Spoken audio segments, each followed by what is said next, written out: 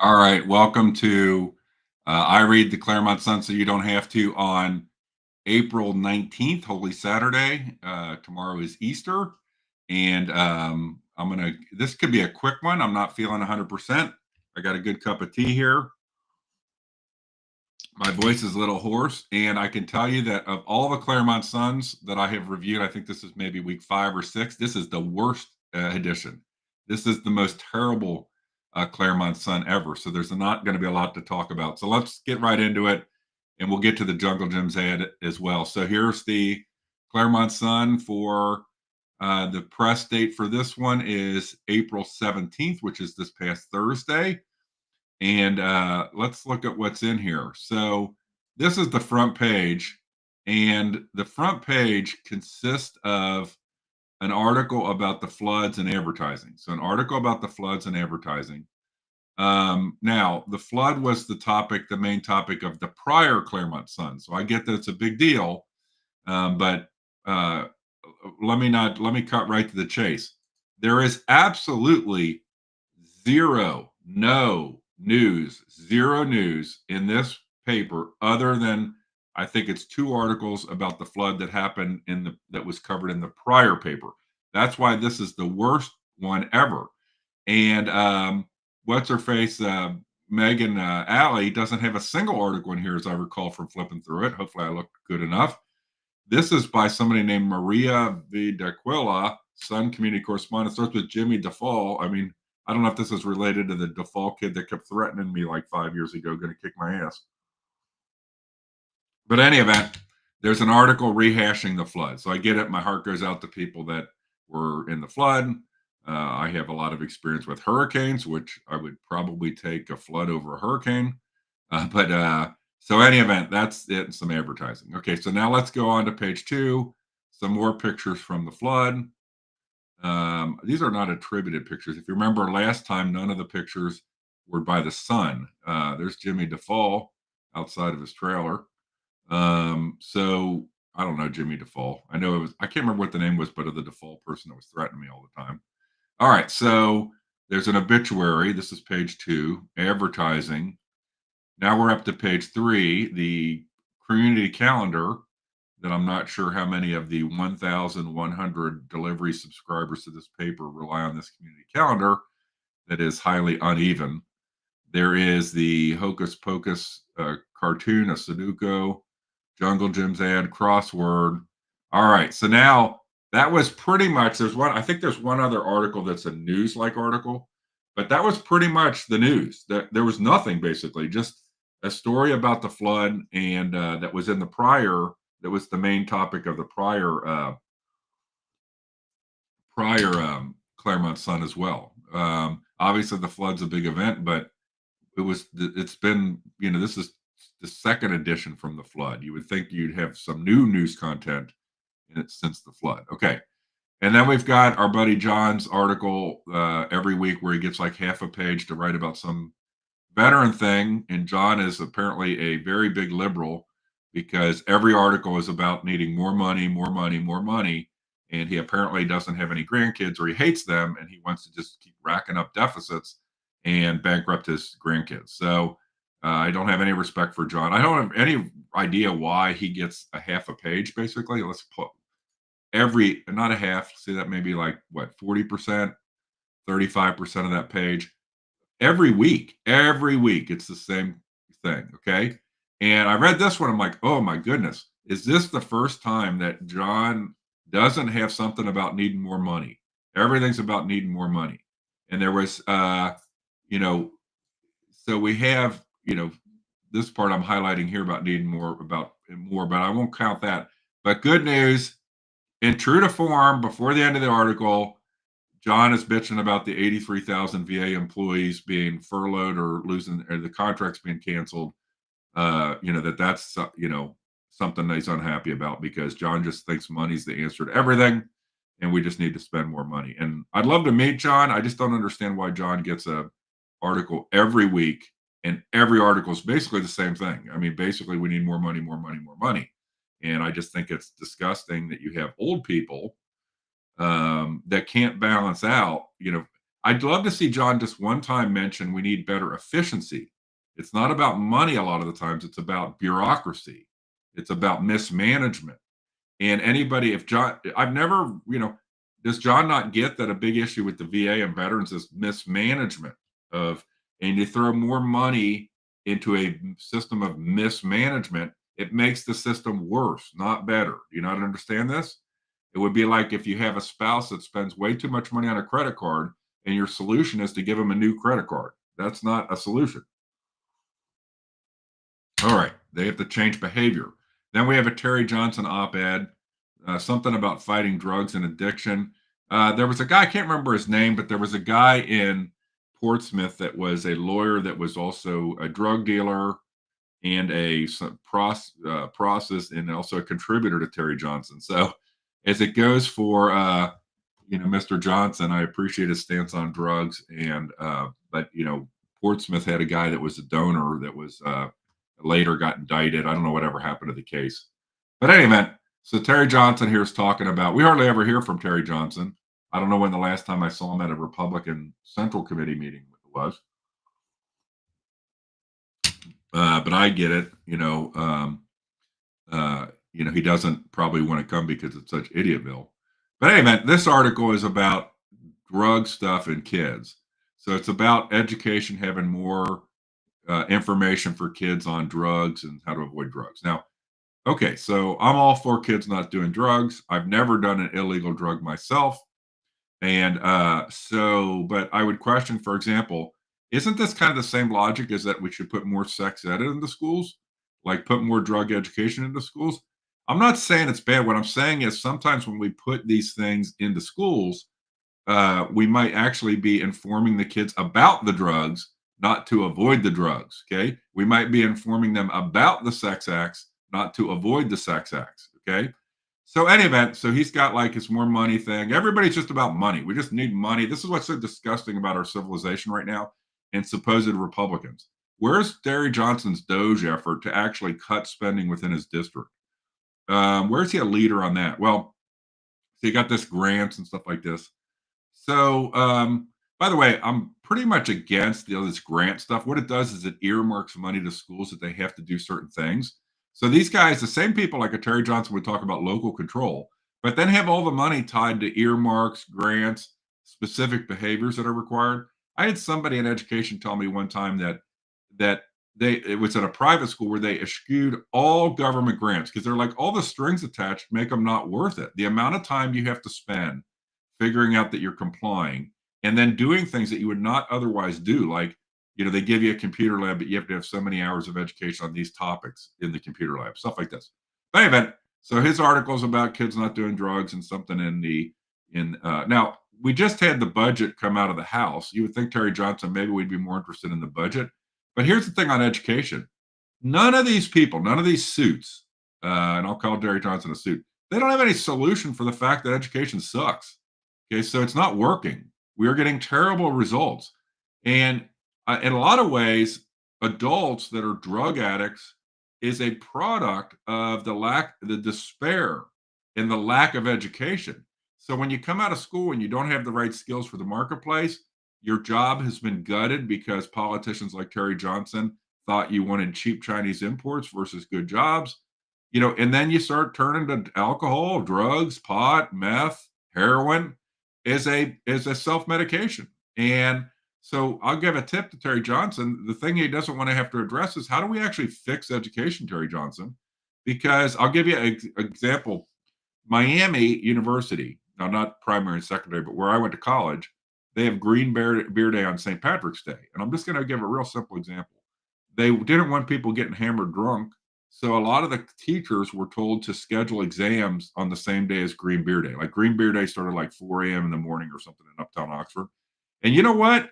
Having a test the same day that's Green Beer Day does a lot to reduce alcohol consumption at Miami University on Green Beer Day because if we have rigor in our education system, then maybe kids don't have the time to do drugs and maybe they get excited or the light bulbs go off over educational subjects that actually they can connect to future success in life. So again, I'm all for kids not doing drugs.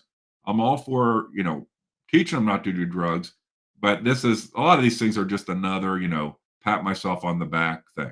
Okay. All right. Now we're up to, I guess we're towards the end of opinion, and we've got something on Passover. I'm good with Passover. It's funny that we don't have anything on Easter in this paper. We have a thing on Passover, but not Easter. Just says something about the demeanor of this paper. And I'm all for Passover. I'm all for plurality of faith. I believe that people are better. Before we start with denominations and types of faith, let's just start with this. Every human being is better when they accept that their rights and obligations come from a higher power, that there is something bigger than man. And everybody engaged in a religion, no matter what it is, Muslim, Hindu, Buddhist, Christian, Jewish, there's not a lot of people, and there's some, but there's not a lot of people involved in those religions that say, I'm going to get involved in a religion because I want to be a worse person. They're all trying to be better people. They might get misguided, they might do wrong things.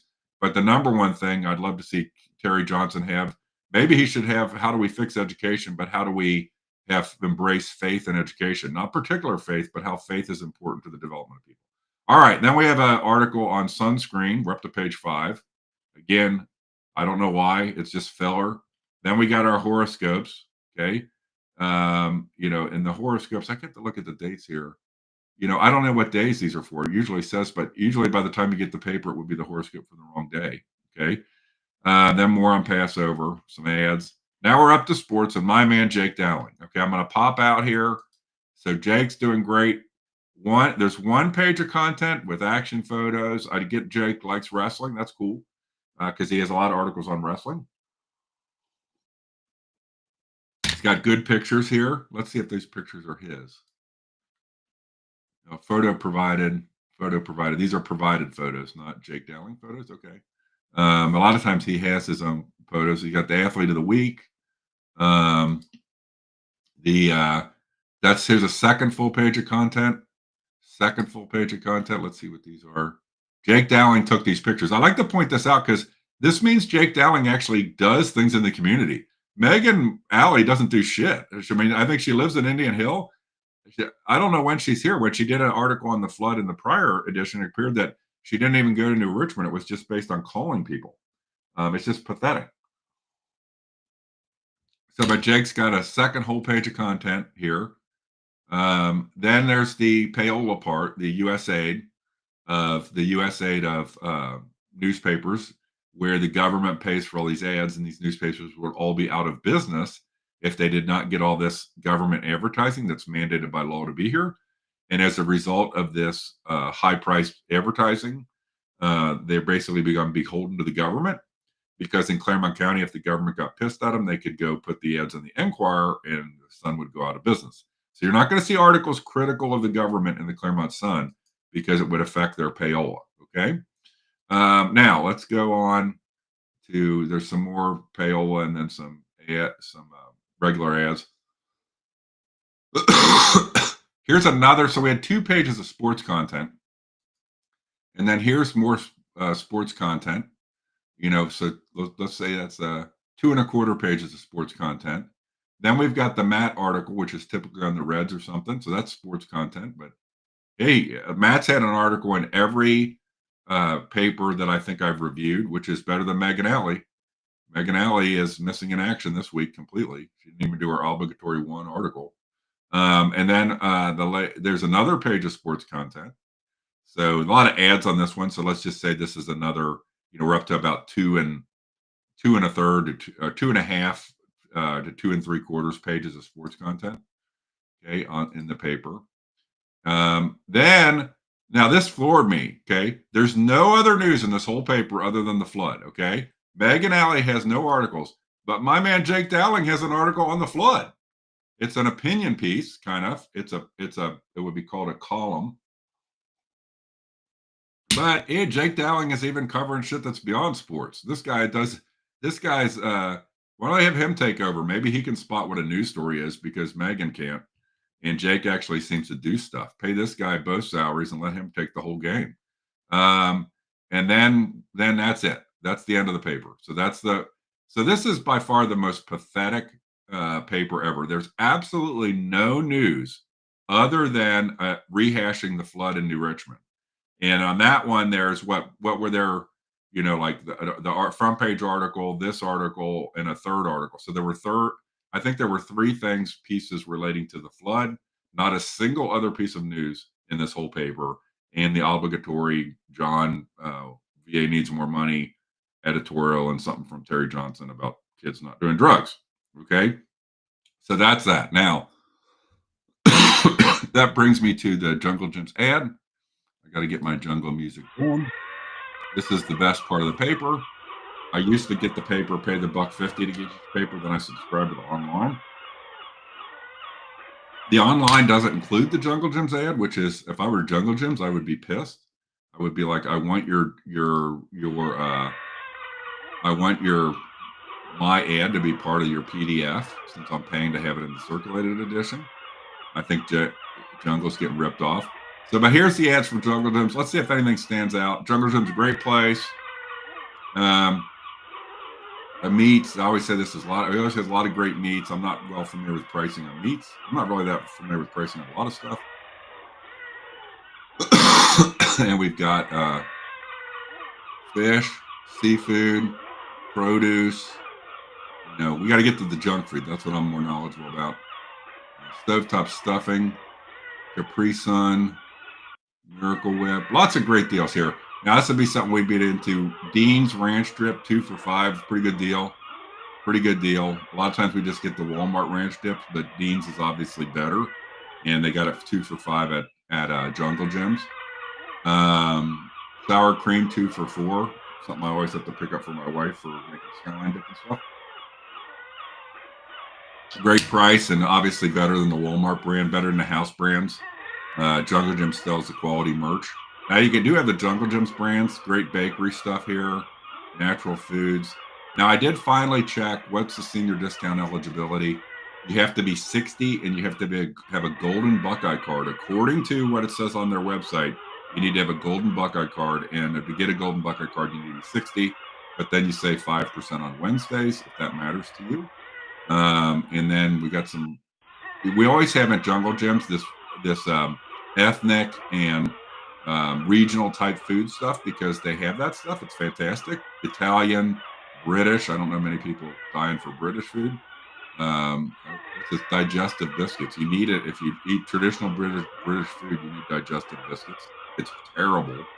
I one time had people take me to a traditional British restaurant, Simpsons on the Strand in London, and it's terrible. It's like over salty meat, because back in the day they had terrible meat in England, and they would salt it, and so they preserve it before refrigeration. So that's kind of their traditional meat. It's terrible.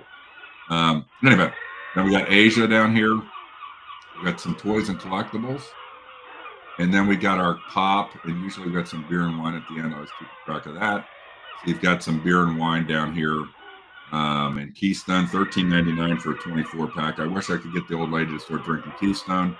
Cost a lot less than Miller Lite. So, any event, that is it. That is it for the Clermont Sun, the worst edition ever.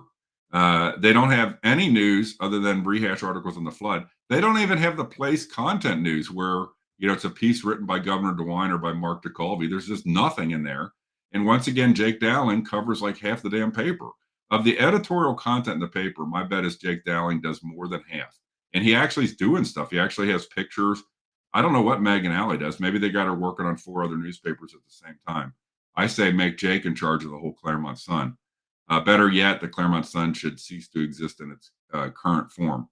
All right, so that's it. Thank you guys for tuning in. Sorry I'm a little bit under the weather. My voice is a little hoarse, but there you have it. I read the Clermont Sun, so you don't have to. And this week is definitely one I think you really want to